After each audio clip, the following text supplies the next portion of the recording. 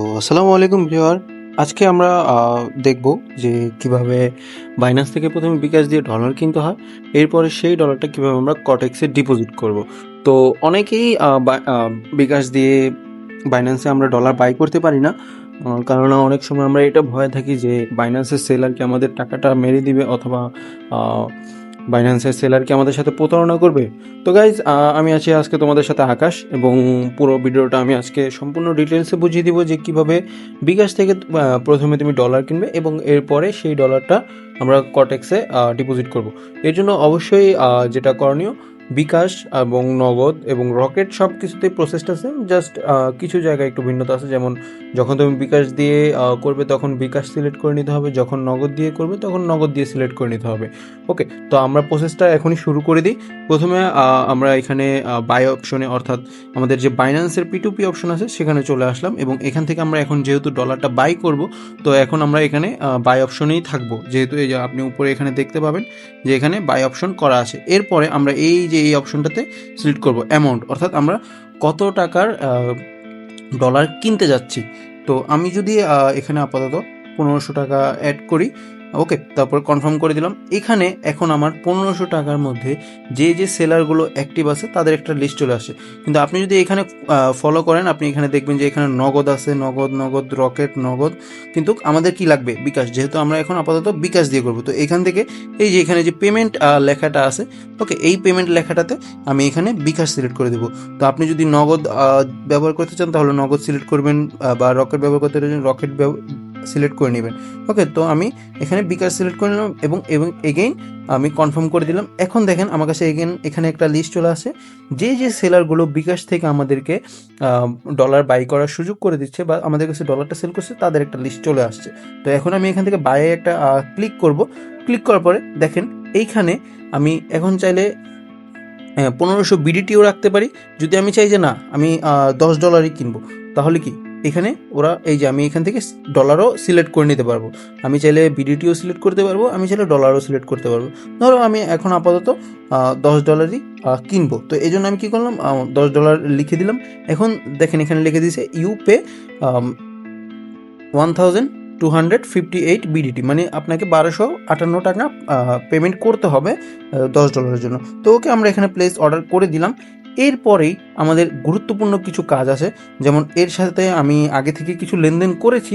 ওকে, তো তো এখন আমার আরও লেনদেন যেহেতু করব, তো উনি এখন কী করবে, এই যে এখানে বলে দিয়েছে যে এই নাম্বারে, অর্থাৎ সে এখন অনলাইন আছে এবং ক্যাশ আউট করে ফুল নাম্বার প্লাস স্ক্রিনশট দিতে বলছে। অর্থাৎ আমি যেখান থেকে ক্যাশ আউট করব, ক্যাশ আউট করার পর আমাকে ফুল নাম্বারটা দিতে হবে এবং প্লাস স্ক্রিনশট দিতে হবে। এই ক্ষেত্রে যেহেতু আমার এখানে কম একটা অ্যামাউন্ট, যেমন 1258 অ্যামাউন্ট, যদি এই অ্যামাউন্টটা 10,000 হয়, 15,000 হয়, এক্ষেত্রে ওরা আগে আপনার থেকে নাম্বারটা চাইবে যে আপনি কোন নাম্বার থেকে ক্যাশ আউট করতেছেন।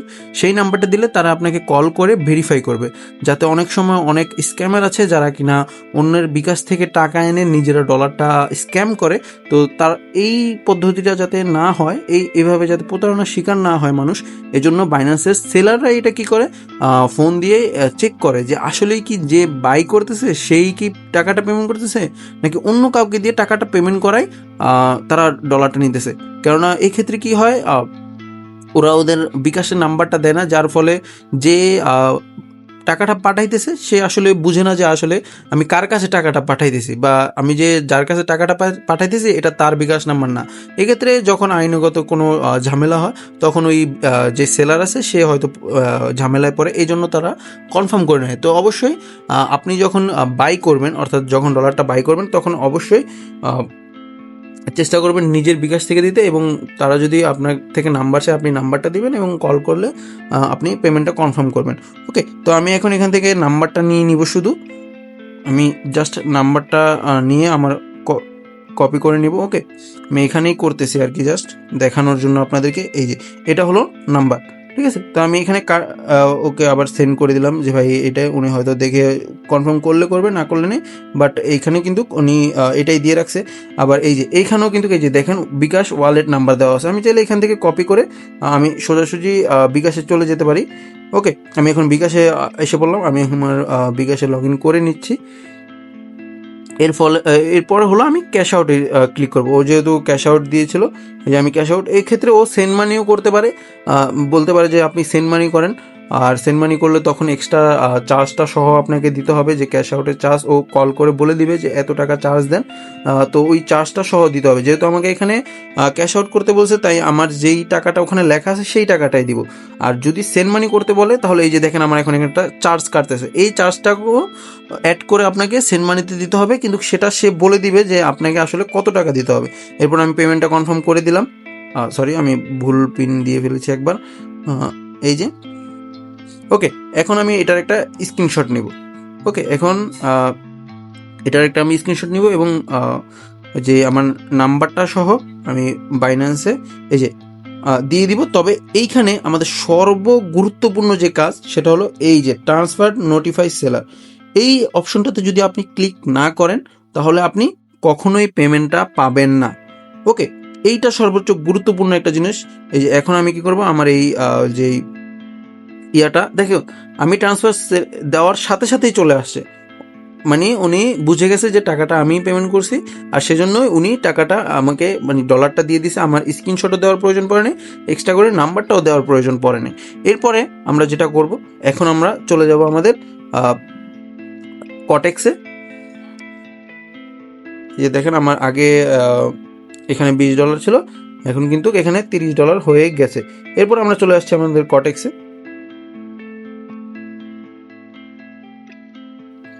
এখন আমরা কটেক্সে ডিপোজিট করব। তো ডিপোজিট করার জন্য এই যে উপরে এখানে ডান পাশে উপরে ডিপোজিট লেখা আছে, এবং আমরা কি দিয়ে ডিপোজিট করব, বাইন্যান্স পে দিয়ে। আমরা বিকাশ পিটুসি নিয়েও আগে ভিডিও বানাইছি, তো এই যে বাইন্যান্স পে। এখন আমরা এখানে সিলেক্ট করে দিব হলো কত ডলার আমরা ডিপোজিট করতেছি। তো এই যে প্রসিড টু পে, এবং এখান থেকে আমরা স্ক্রিনশটটা নিয়ে নিব।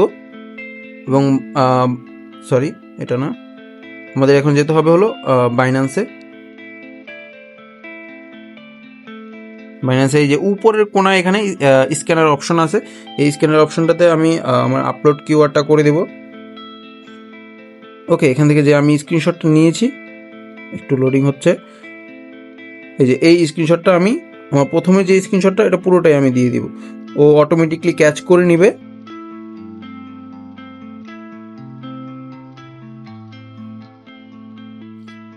এবং কনফার্ম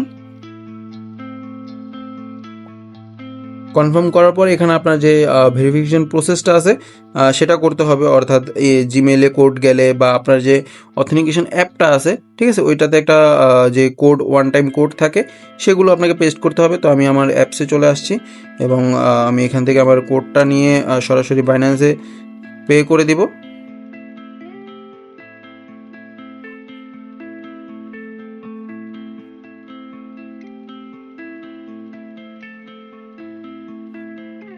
ওকে, আমাদের কিন্তু পেমেন্টটা কনফার্ম হয়ে গেছে। ওকে, পেমেন্ট সাকসেসফুল। ওকে, এখন আমরা চলে যাব হলো আমাদের কটেক্সের অ্যাকাউন্টে। এই যে আমাদের পেমেন্টটা কিন্তু কনফার্ম,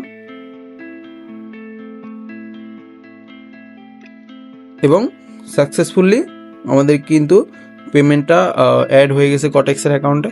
আমি যদি এখানে তোমাদেরকে লাইভ ব্যালেন্সে দেখাই, এই যে আমাদের কিন্তু পেমেন্টটা অ্যাড হয়ে গিয়েছে। এবং এভাবেই তুমি কিন্তু প্রথমে বিকাশ থেকে বাইন্যান্সে এবং এরপরে বাইন্যান্স থেকে কটেক্সে অ্যাড করতে পারবা। আর অবশ্যই যে বাইন্যান্সে যখন তুমি টাকাটা সেন্ড করবা, অবশ্যই ট্রান্সফার নোটিফাই সেলার করবা। মানে এই অপশনটা যদি তুমি ক্লিক না করো তাহলে তুমি কখনোই ডলার পাবে না। আর এই ক্ষেত্রে তুমি ভাববা যে আসলে স্ক্যাম হয়েছে, তবে না, এটা বাইন্যান্সেরই একটা অপশন। এটা যদি তুমি ক্লিক না করো তাহলে বাইন্যান্স জানতে পারবে না তুমি যে আসলে পেমেন্টটা করেছো, এই জন্য এই অপশনটা। তো আজকের জন্য এই পর্যন্তই। আশা করি সম্পূর্ণ ভিডিওটা তোমরা বুঝতে পেরেছো, এবং এখানেই শেষ। দেখা হচ্ছে পরবর্তী নতুন কোনো ভিডিও নিয়ে। আজকের জন্য আল্লাহ হাফেজ গাইস।